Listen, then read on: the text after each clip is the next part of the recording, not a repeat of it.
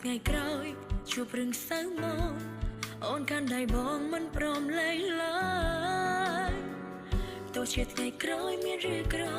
ទោះបងប្រែលែងល្អដាក់អូនក៏ដោយ